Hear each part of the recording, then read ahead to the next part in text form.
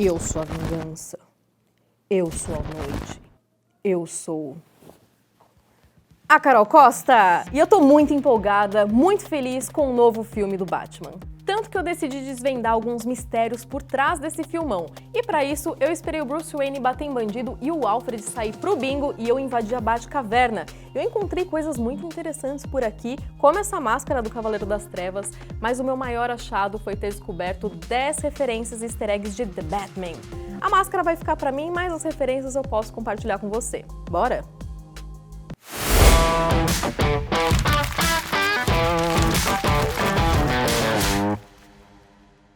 E antes de começar, lembra de curtir o vídeo, assinar o canal, clicar no sininho e também de assistir The Batman, porque esse vídeo vai ter alguns spoilers, viu?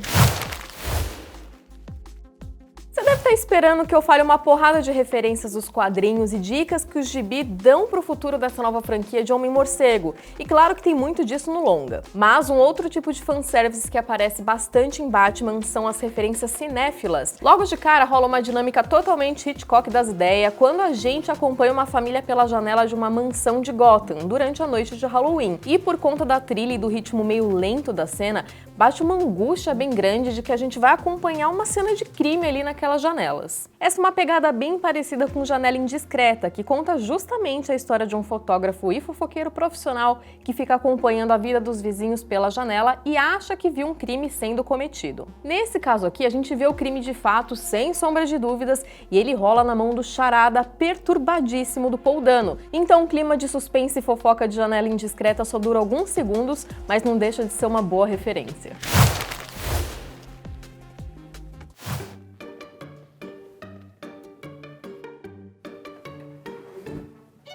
Isso aqui.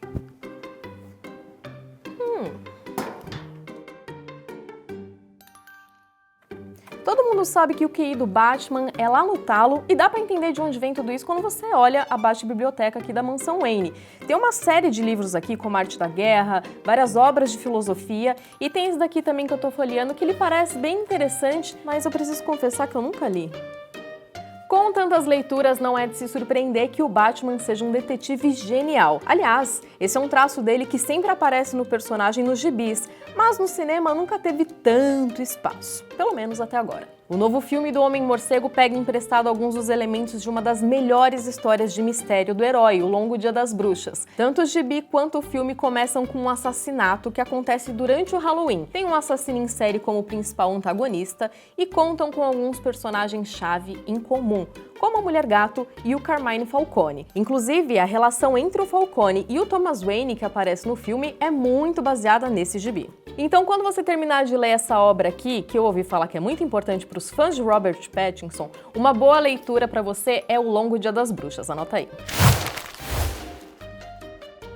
Não é tão comum a gente debater sobre o som de um filme de super-herói, mas Batman tem muitas referências que vêm por meio do áudio. No site do Omelete você encontra uma entrevista com o próprio diretor Matt Reeves falando que a intenção deles era de replicar uma dinâmica de filmes de terror, daqueles momentos em que a gente não escuta exatamente uma trilha sonora, mas tem alguns sons ao fundo ali só para criar um clima bem perturbador. E ele citou essa cena aqui, ó, de A Estrada Perdida para exemplificar essa ideia, olha só.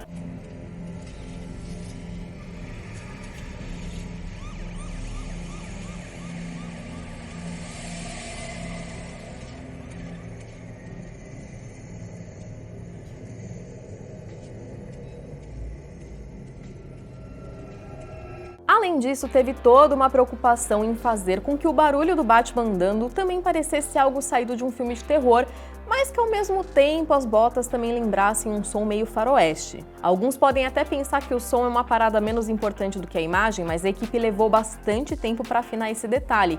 Tem vários momentos que dá pra gente notar esse esforço, como por exemplo aquela cena em que o carro do Pinguim capota e o Batman desfila em direção ao vilão. Ali, graças ao som, a gente sente um clima bem aterrorizante. Então já sabe, da próxima vez que você for assistir, porque, vamos combinar, é muito provável que você vá assistir mais de uma vez, dá uma limpada nos ouvidos para não perder nenhum desses detalhes. A origem do Homem-Morcego é muito legal e tudo mais, só que assim, né, gente, todo mundo já conhece. Ninguém mais precisa ver mais uma vez nos cinemas aquele clássico momento dos pais do Bruce tomando pipoco no beco do crime. Justamente por isso, em The Batman, a gente já acompanha o segundo ano de atuação do vigilante em Gotham, algo que não é inédito nos quadrinhos. Matt Reeves pegou emprestado alguns elementos de Batman Ano Zero, o HQ que mostra as primeiras vezes que o Bruce vestiu o manto. Por exemplo, esse gibi apresenta o risco de Gotham ser inundada pela água da represa e o antagonismo do Charada, duas coisas que rolaram no filme. Já Batman Ano 1 tem a questão da rinha de mafiosos, o destaque da Mulher Gato e, claro, o diário do Homem-Morcego. Aliás, eu tava dando uma olhada aqui, não sei não, acho que esse menino precisava de uma terapia, viu?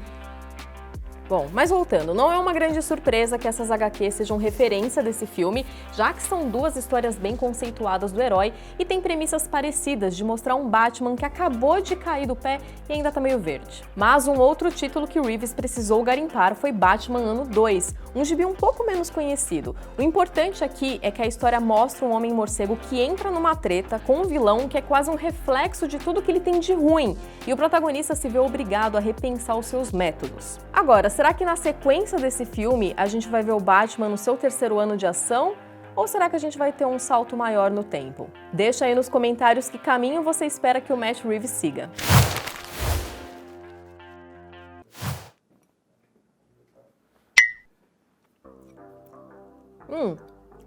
Achei esse sorvete aqui no baixo do refrigerador. Eu tava lembrando dos velhos tempos, sabe? Quando você fica, sei lá, no sofá, de pijama, vendo desenho, comendo besteira. E eu aposto que muita gente já passou por uma situação parecida até assistindo a própria série animada do Batman. Eu não acho que seja o caso do Matt Reeves, porque ele já tinha lá uns 30 anos quando o desenho foi lançado. Mas mesmo assim o diretor disse pra gente que é fã dessa adaptação tão querida do Homem-Morcego e no próprio filme isso fica bem claro. Lembra daquela vinheta clássica com os bandidos correndo pelos becos? Aí o Batman aparece e o helicóptero da polícia encontra eles amarrados? Pois é, acontece quase isso em The Batman, enquanto a gente escuta uma narração em off do Bruce Wayne apresentando ao mesmo tempo a criminalidade de Gotham e o nosso protagonista, já que é meio impossível separar um do outro, né?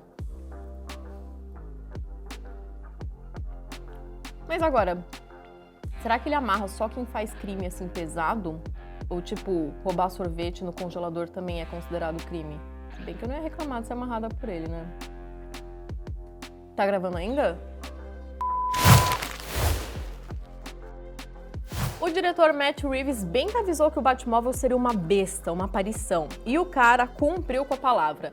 Vendo o filme, você percebe que não tem mesmo uma outra maneira de descrever o possante do Homem-Morcego. O diretor disse que a ideia era ter um carro que fosse como uma figura de terror, uma coisa quase animalesca que Batman usasse para assustar quem ele estivesse perseguindo. O visual do carro de Robert Pattinson também é diferente de todas as interpretações do veículo no cinema, que geralmente ganhavam um estilo mais militar, e dessa vez ele tem uma estética quase de carro de passeio, que você encontraria ali tranquilamente numa concessionária fazendo um saldão de seminovos. Já pensou?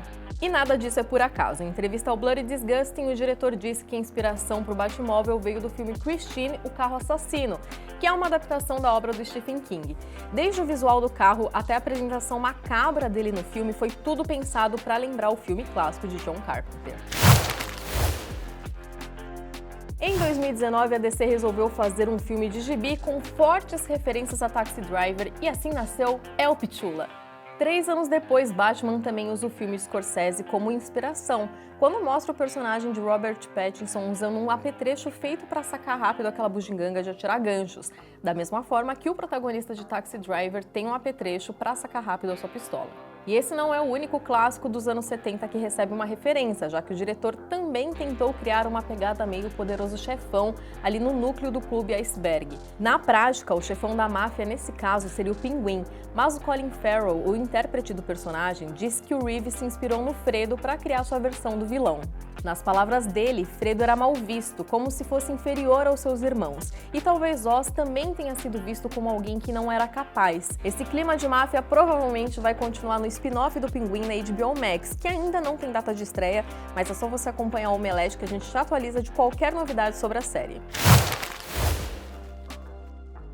Outro elemento em comum entre o novo Batman e o filme do Coringa é que ambos mostram versões moralmente questionáveis de Thomas Wayne. Os dois têm abordagens diferentes. A do Pichon não importa aqui pra esse vídeo, mas no longa do Matt Reeves a gente acompanha uma premissa tirada diretamente do arco Pecados do Pai. A trama mostra Bruce Wayne ganhando uma nova camada de Eu ia falar Sugar Daddy!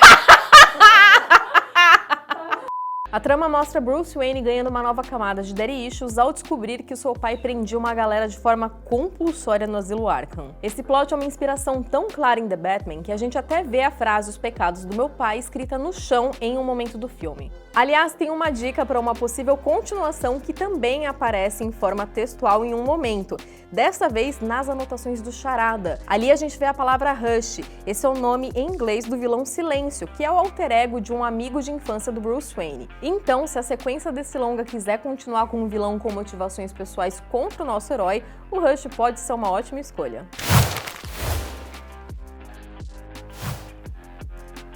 Eu tava andando aqui pela Batcaverna, aí eu achei esse negócio aqui, esse líquido, essa cor estranha.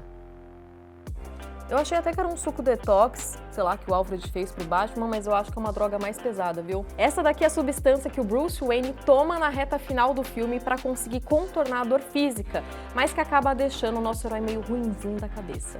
O resultado é que ele fica tão brutal que acaba quase matando um capanga do Charada. O nome dessa droga é Veneno, e ela tem origem num quadrinho que se chama, adivinha só, Batman Veneno. Não por acaso esse também é o gibi que apresenta o Bane, e o líquido verde é justamente aquele esteroide que fica bombeando nos tubos do vilão e faz ele ficar daquele tamanho, os bração do pai.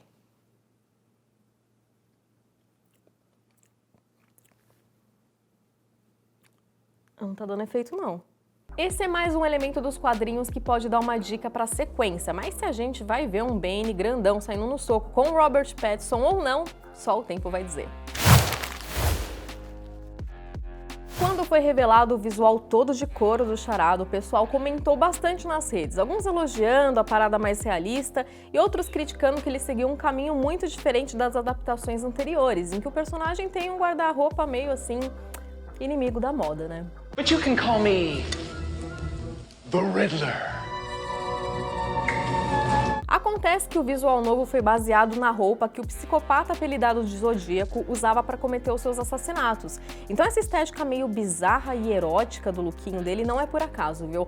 Logo na cena de abertura, quando o personagem interpretado pelo Paul Dano dá uns gemidos quando ele comete o seu assassinato, já dá pra notar que essa estética de BDSM não foi por acaso e também não é viagem da nossa cabeça, viu? Mas além de ter esse pezinho no True Crime, The Batman também se inspira muito na filmografia do David Fincher, que não só dirigiu um filme do Zodíaco em 2007, como também é especialista em criar esse tipo de investigação soturna que ele também faz em Seven, os 7 Crimes Capitais, que provavelmente é a maior referência de The Batman. Se você nunca assistiu, pode conferir o filme de 95 e depois me fala se o John Doe e o Charada não têm muito em comum. E aí, tiveram outras referências que a gente não citou por aqui? Deixa aí nos comentários qual o seu easter egg favorito do filme e lembra de curtir o vídeo, assinar o canal e clicar no sininho para não perder nenhuma novidade. Não tem mais nada pra comer nessa casa, não? Será que o Alfred voltou do bingo já? Vou mandar um zap pra ele. E aí, cachorreira?